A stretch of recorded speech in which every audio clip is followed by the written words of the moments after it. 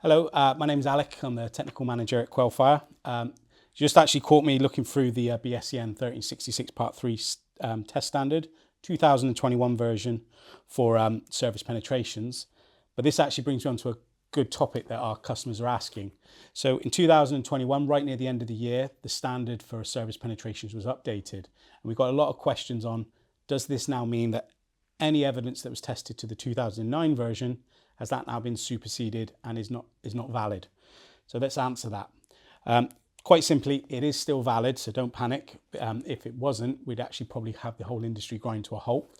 The only sort of caveat is there can be no evidence from the 2009 version that contradicts the updated standard. So for service penetration, there was a lot of new additions. There was slight changes in certain area, but for the most part, a lot of it stayed the same, or it just got more detail. So there are two areas in particular that I want to cover that did affect service penetration test evidence that Quelfire had, and I'm going to explain that a bit more now. So the first one I wanted to cover is conduits. One of the big changes in the 2021 version was a whole section dedicated to conduits for cables. This was kind of overlooked in previous standards, but in this one it did have a clear defined sort of guidelines on the type of cables required for the conduit size and type, and also a bit about the types you can test. So Quelfire have done a lot of testing to this new to the update for a variety of different conduits. Some examples are just here, like UPVC, PVC coated flexible steel conduits, etc. But one of the big changes we had is some testing that we'd done to the 2009 version, we used a particular type of cable inside the conduit, which was a telecom cable, which is usually used at the time for 2009 to cover cables 21 mil or less. But when it was reclassified, because we had not tested those conduits to the type of cable now in the new standard, our evidence was then limited to telecom cables only. So we had to go retest and try the new conduits to get a new detail. So for example, for those that are aware, and I'll see if we can get it popped up on the screen by the editor, if you look at QB FW100D14 page 1, you will see in the table that we have both 2009 and 2021 evidence.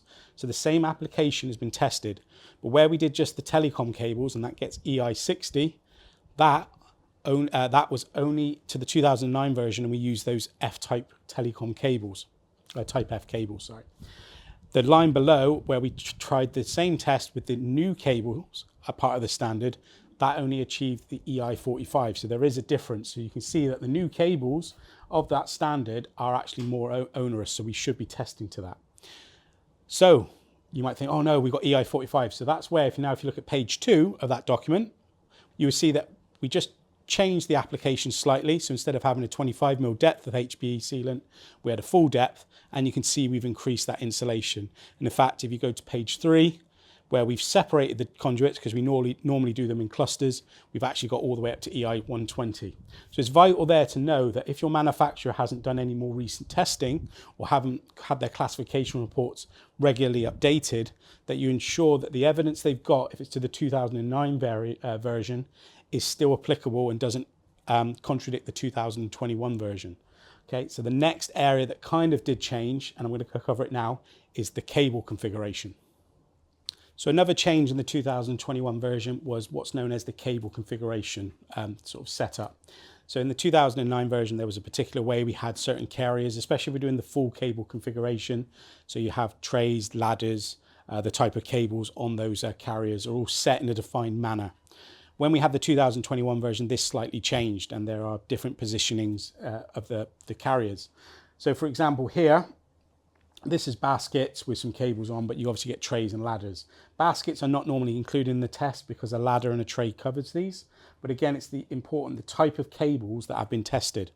So again, if we look at QB FW100D02 and page 1, you will see this is one of our older details that was tested to 2009. And in the table below, you have a scope of application. There's limits on the cable sizes and the cable types. Main thing here, big difference, is the cable carrier. So for a tray, for example, because we've tested to that cable configuration, it's limited to 500 mil or less, and the ladder is limited to 350 mil or less. Now on sites, These sizes are quite small, and you may find that you have ladders a lot larger than this, especially trays. So if we go to page 2, where we've done another test to the 2021 configuration, you will see that actually the width of the cable carriers now do not have a defined limit. You're actually defined more to the maximum aperture of the that what we've tested to, including the firestop seal. So that's one of the big difference, and that's purely, again, because we've tested to the different standards. So again, ensuring you've had that classification report to ensure that the older evidence is still valid. So when we've had that classification done, even in 2023, that page 1, that 2009 evidence is still valid, but it's just restricted to the field of application of 2009. The evidence from 2021 standard has that new scope of application. This is purely down to the difference in the cable configuration. Again, in the knowledge hub that I've shared on this, I've broken down the examples of both the conduits and the cable trays with some useful pictures. So please go to our website and read that knowledge hub. If you have any questions about our classification report or documentation, testing in general, please reach out to me at technical@quelfire.co.uk. I'd be more than happy to assist.